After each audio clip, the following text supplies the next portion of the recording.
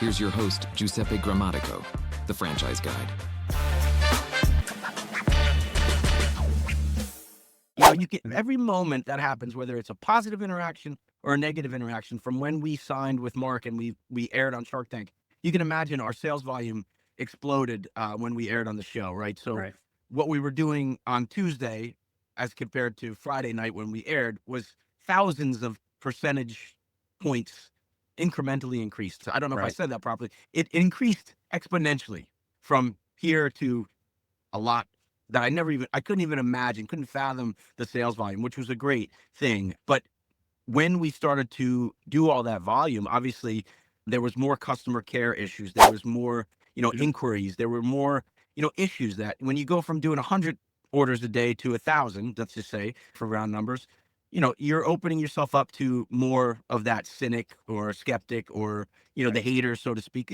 Social media is filled with people who are either unhappy or don't feel well or had a tough life or had a tough day. And sometimes they take it out on you or me or whoever else is putting themselves out there on Facebook or Instagram or TikTok. So, it's fun. Like I said, I try to embrace those moments, and I try to show people that you can run a business and still care and still not take yourself too seriously and still be kind. And sometimes it works and sometimes it doesn't.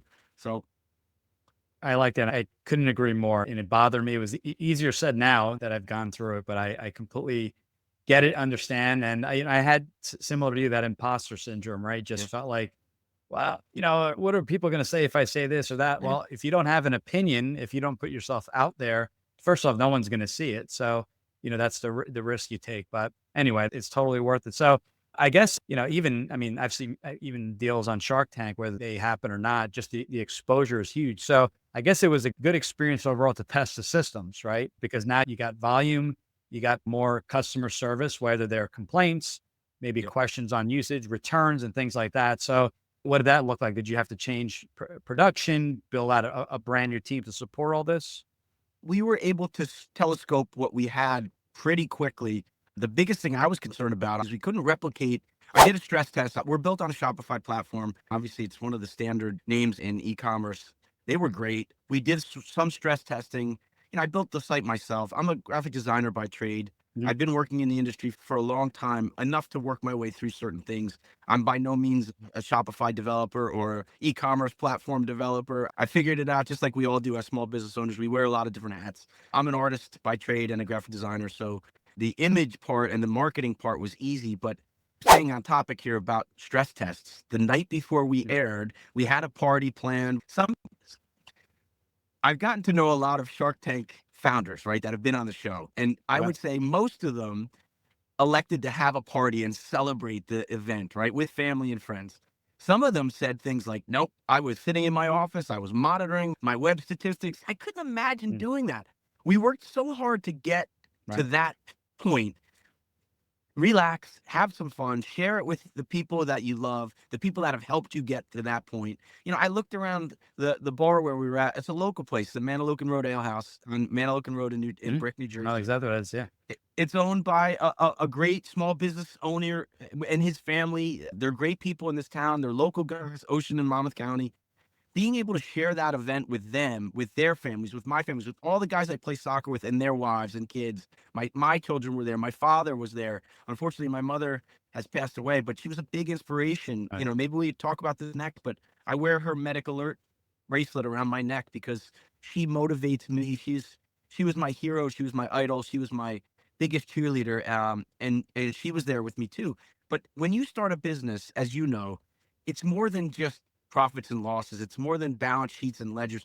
It's your passion. It's your life. It becomes part of your identity, so much so that sometimes it's hard to separate. If you care enough, like you do and like I do, and like most of the founders that I've interacted with, it's hard to separate yourself from that sometimes. So I chose to celebrate that night, and we spent it with everybody around us. But trust me, I was watching my phone very carefully, and when it started to go, when Mark said the magic words, "You got a deal," that phone started to buzz and spin. And Shopify, I've never heard some of the sounds that I heard that night on the Shopify app. It was great. It was scary. I've used the word surreal a few times. It was surreal. It felt like I was living in a fantasy kind of world for a little bit. And it hit me, then I looked at the numbers that we were doing and I was like, okay, now I got to figure out how we're going to pack this, how we're going Right. to ship it all. And I'm doing it all out of my house. So my wife jumped in, Dan and his wife came and it was like all hands reported for duty. They were making boxes. I was packing them, shipping, putting the So labels on. My wife was putting labels on soap. It was a family affair. It was cool. We got through it. I wasn't sure if we would or if we would have any sanity left by the end of it, but it was a wild ride. And I tried to document as much as I could and share it with all of our new followers on social. I don't really think of them as followers, the community that we were building. right. Shark Tank fame brings sales explosions. But how did Sorsoap handle the surge in demand and customer interactions? Find out in our next segment.